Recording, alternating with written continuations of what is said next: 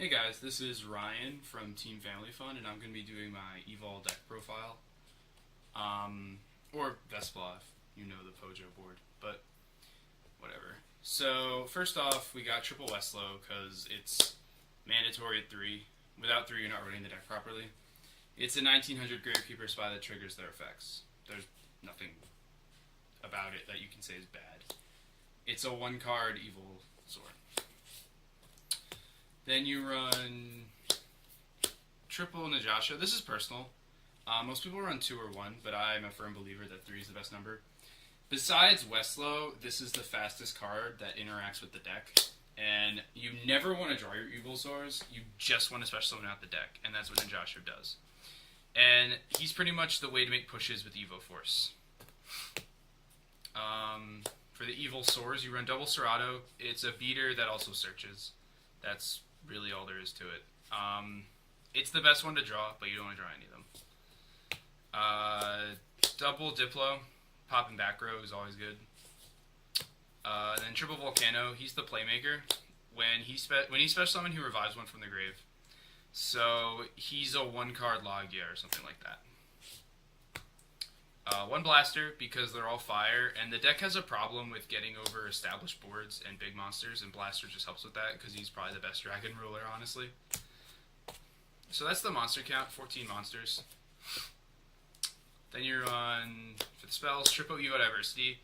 The Rhoda to the deck, all those Noble Knight players be freaking out, they got 2 Rhoda, we still got 3.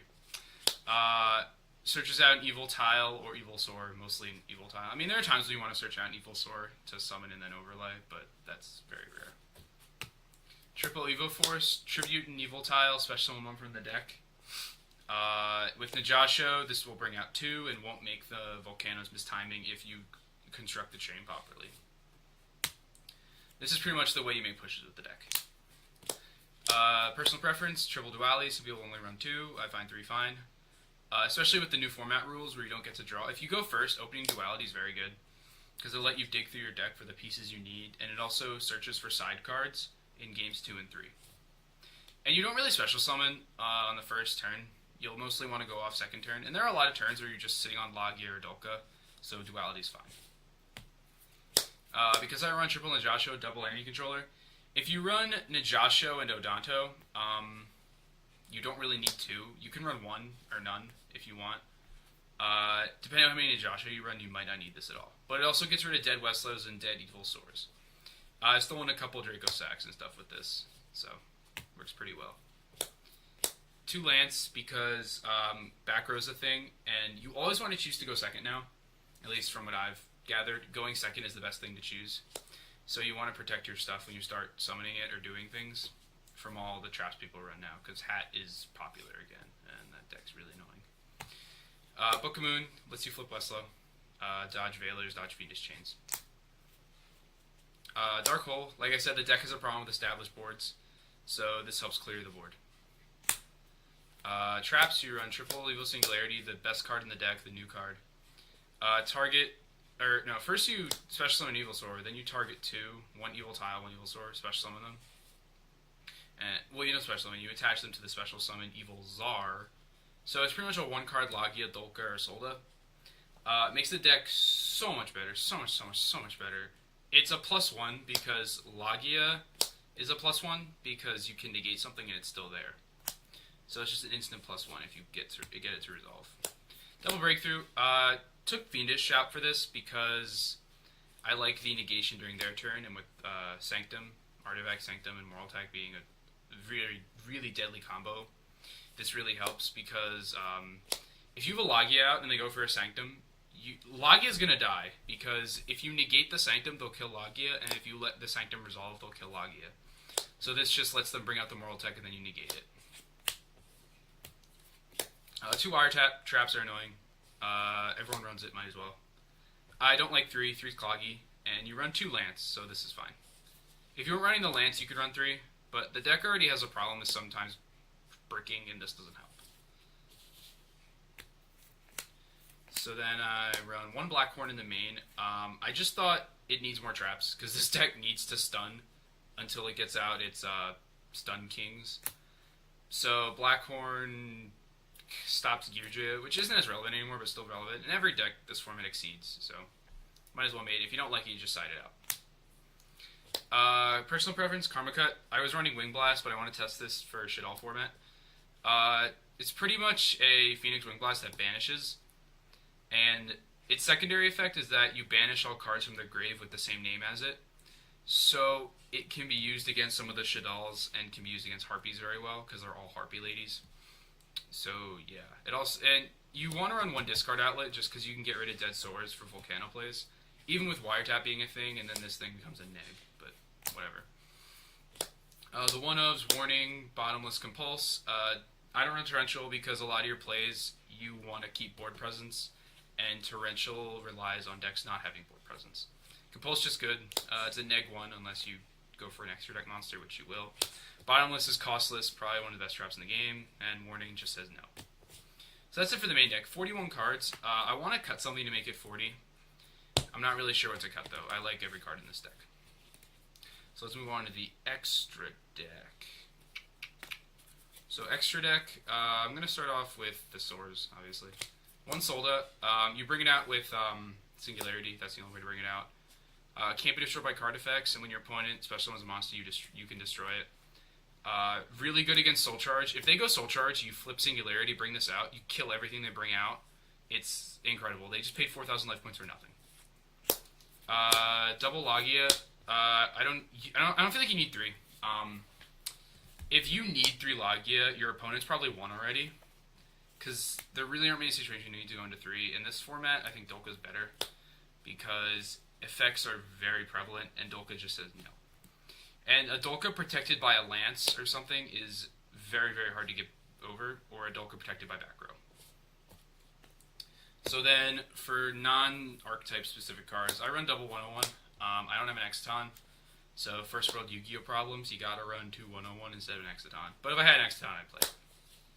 This all helps with the established board problem I was talking about, because these things are pretty weak now, and they can't get over certain threats.